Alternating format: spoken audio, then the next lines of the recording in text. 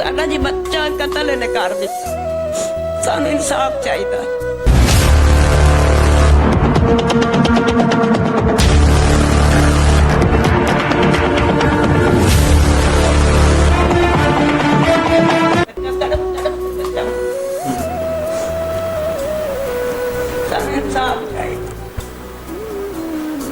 कुछ कहना आपने, हौसला करें।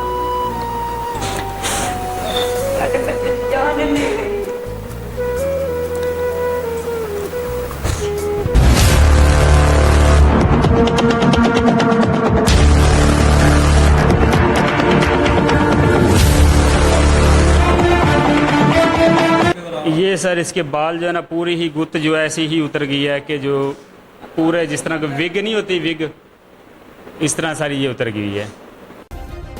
सब्सक्राइब करें और बेल दबाएं ताकि कोई खबर रह न जाए।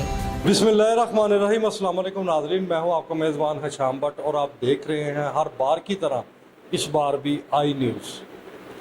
अगर बात की जाए दरपेश मसाइल की, किसको क्या मसाइल है, किसकी वजह से क्या मसला बना, हमारे इस प्रोग्राम के तवस्सुत से जो दरपेश मसाइल हैं, जो ज़ालिम है, जो मज़लूम है, उसको मंज़र आम पर लाना हमारी ड्यूटी है।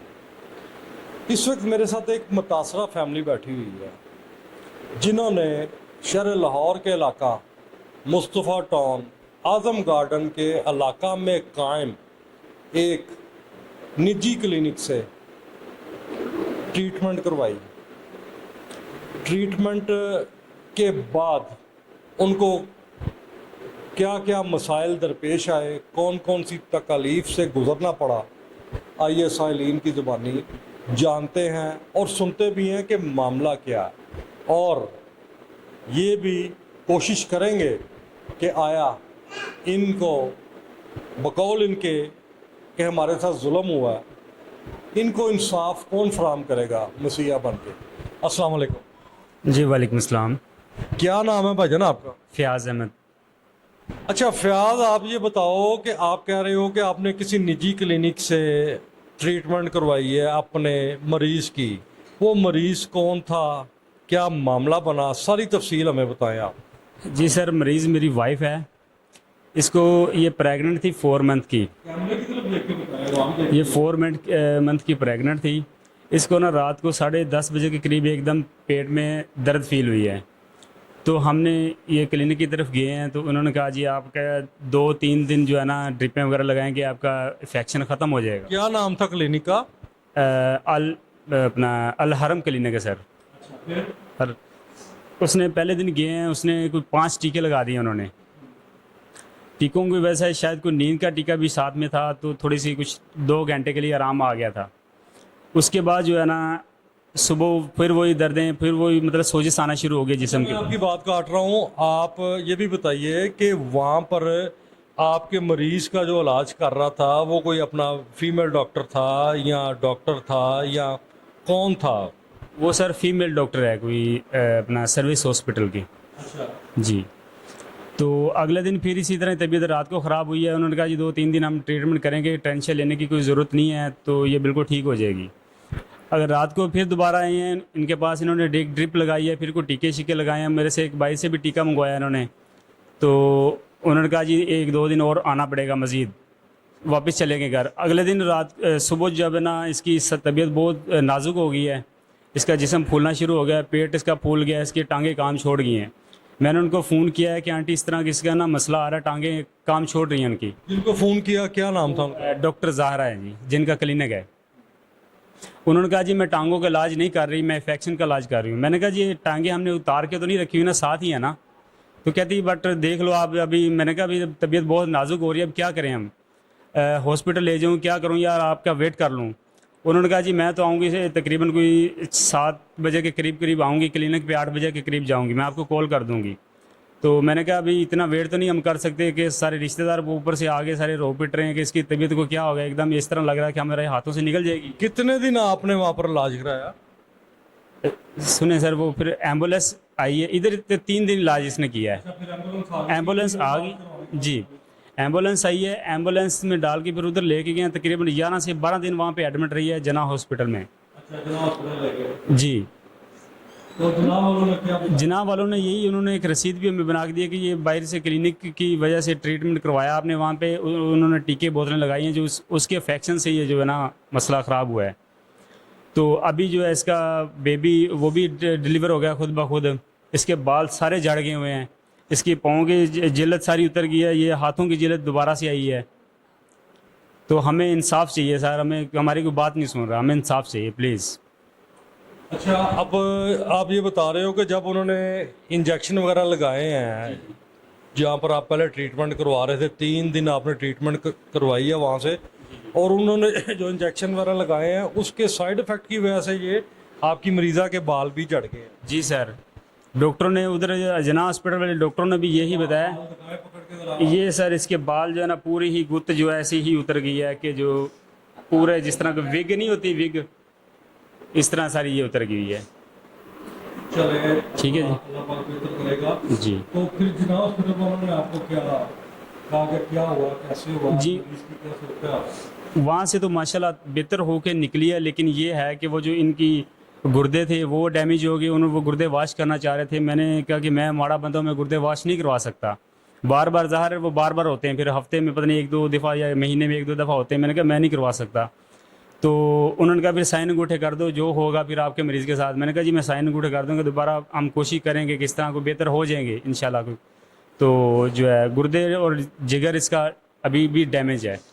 मरीज़ा से भी देखते हैं बात करके कि उनके ऊपर कैसे बीती ये जो तकलीफ़ आई गई, उनके ऊपर ये पल किस तरह के गुजरे। बेटा क्या नाम है आपका? मेरा नाम किरण है। अच्छा बेटा, आप मुझे ये बताओ कि आप जितने दिन भी हॉस्पिटल रहे हो इस क्लिनिक में, जो आपके खामद बता रहे हैं, क्या मामला चलता है? यहाँ पर मेरे को पेन हुई थी तो हम उनके पास गए डॉक्टर के पास, तो उन्होंने इंजेक्शन लगाए। तो मेरी तबीयत तो जब उन्होंने इंजेक्शन लगाए तब भी मेरे दिल को घबराहट सी होनी शुरू हो गई। तो मैंने उनको डॉक्टर को कहा कि इस तरह मेरे से हो रहा है। कह रहे हैं कुछ नहीं होता, ये इंजेक्शन लगाया आर्जी तो ऐसे होगा, फिर बाद में ठीक हो जाएगा। फिर उन्होंने छुट्टी दे दी, हम घर चले गए। उन्होंने कहा कल दोबारा फिर आपने इधर आना है। कल हम फिर गए तो फिर उन्होंने इंजेक्शन और ड्रिप लगा दी। उन्होंने कहा ठीक हो जाएगा, कोई मसला नहीं। घर तक चले गए, रात को मैं सही जब से वो आपको इंजेक्शन लगाते थे तो आपकी जो अपना हालत होती थी कि आपको घबराहट होती थी, मुझे घबराहट, किस तरह की? जी घबराहट हुई और ना एकदम मेरा जिस्म सारा कांपने लग गया। तो मुझे कह रही हैं कि आप ड्रामे नहीं करो, तो सही सीरियस होके बैठो। मैंने बोला मेरे से कंट्रोल। किसने बोला कि आप ड्रामे ना करो? डॉक्टर ज़ाहरा ने बोला। जिनके पास हम ट्रीटमेंट के लिए गए थे, उन्होंने कहा ड्रामे नहीं करो, आप सही से लेटो। मैंने बोला मेरे से कंट्रोल नहीं हो रहा, मैं कैसे करूं? तो कहती हैं अगर आप कंट्रोल करो वरना तो मैं आपका इलाज नहीं करूंगी। मैंने बोला ऐसे कैसे मैं कर, जब मेरे से कंट्रोल हो ही नहीं रहा तो मैं कैसे कर सकती हूँ? फिर कहती हैं कोई मसला नहीं, आपको सुबह तक आप ठीक हो जाओगे। तो क्या क्या लगता है आपको कि डॉक्टर ज़ाहरा आपके साथ ऊंचा बोल रही थी, आपको धमकियां दे रही थी, क्या क्या महसूस कर रहे थे आप? एक तो आप हालत दर्द में थे और ऊपर से डॉक्टर ज़ाहरा आप बता रहे हैं जी आप ड्रामे ना करो, ये ना करो। क्या महसूस हो रहा था उस वक्त? आपकी क्या कैफियत? मेरी कैफियत तो ठीक नहीं थी, पर मैंने कहा अब इलाज तो यहाँ से करवाना ही है। मैंने कहा हो सकता है ठीक हो जाए। पर वो जब कह रही थी ना आप ड्रामे नहीं करो, ड्रामे करो, पर मेरे दिल से पूछे मेरे पे क्या गुजर रही थी या क्या नहीं। यानी कि आप वहाँ पर जो 2-3 दिन आपने इलाज करवाया, क्या आप वहाँ के इलाज से, वहाँ के स्टाफ से, वहाँ के स्टाफ के रवैये से क्या आप मुतमिन थे या नहीं मुतमिन? नहीं, मुतमईन नहीं हुआ। जब उन्होंने इतना गुस्सा किया इंजेक्शन वगैरह लगाने के बाद, तो वहाँ से मुतमईन नहीं हुआ और मेरा जिस्म ऐसा फूलता चला गया। दूसरे दिन फ़ोन वगैरह किया तो कहती हैं तुम्हारी बीवी ड्रामे कर रही है, ये वो है।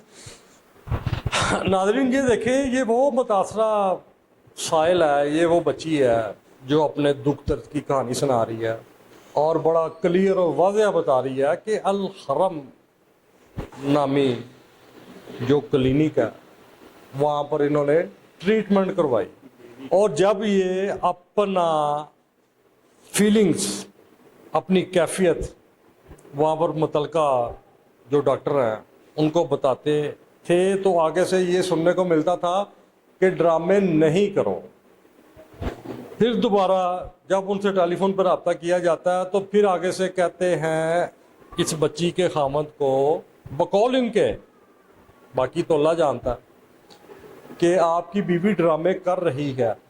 अब आप ये बताएं कि आपने इंसाफ के हसूल के लिए, आप कहते हैं ये आपके साथ ज़्यादती हुई है, नाइंसाफ़ी हुई है, आपने अगला क्या कदम उठाया?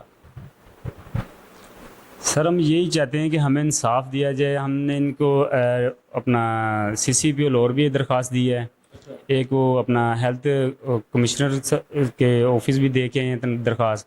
अब देखें भी क्या हमें इंसाफ मिल सकता है या नहीं मिलेगा या नहीं। हम तो उम्मीद रखी बैठे हैं कि हमें इंसाफ मिलेगा इंशाल्लाह ताला। लेकिन आप इस प्रोसेस से, इस प्रोग्राम की वजह से कह लें आप कि वज़ीर आला पंजाब को या चीफ जस्टिस ऑफ पाकिस्तान को कोई पैगाम देना चाहते हैं? बस यही पैगाम है सर कि इस तरह के एरा वगैरह क्लिनिक जो है ना उनको देखा जाए कि आज हमारे साथ हुआ है कल किसी और के साथ भी होगा।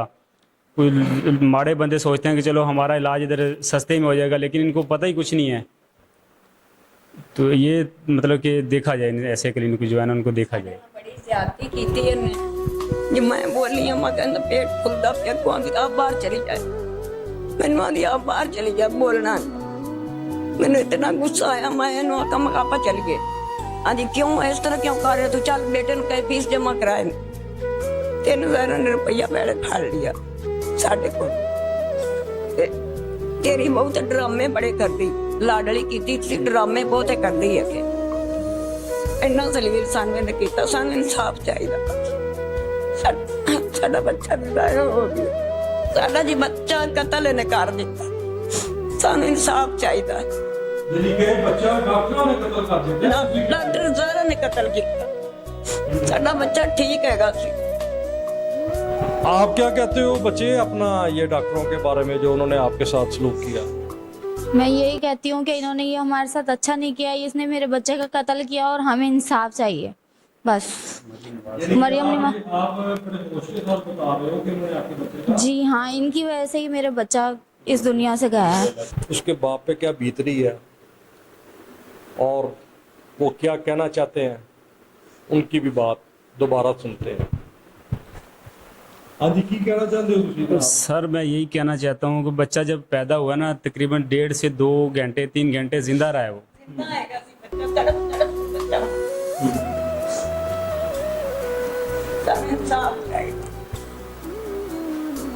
कुछ कहना आपने, हौसला करें।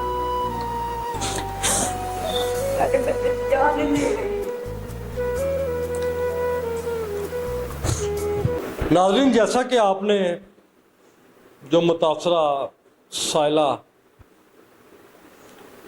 उसका हस्बैंड और उसकी सास ने जो गुफ्तगू की है वो तो आपने सुनी भी है और देखी भी है। अब मसला ये है कि एक कहा जाता जी फलां जगह पे कसाई की दुकान है, फलां जगह पे कसाई की दुकान है। ये जो शोबा है, ये जो वाइट कोट से रिलेटेड शोबा है, जिसको हम डॉक्टर कहते हैं, जिसको हम मसीहा कहते हैं, जिन्होंने इंसानियत की खातर अपनी लाइफ सर्फ कर देने का अज़म, वादे मुआहदे किए होते हैं डिग्री लेते वक्त, क्या ये डिग्री इतनी आसानी से मिल जाती है कि जगह जगह के ऊपर डॉक्टर ही डॉक्टर आपको दिखाई देते हैं? क्या आपने कभी सोचा है ये जो जगह जगह क्लिनिक खुले हुए हैं, क्या आया ये 1 नंबर डॉक्टर हैं या अताई डॉक्टर हैं?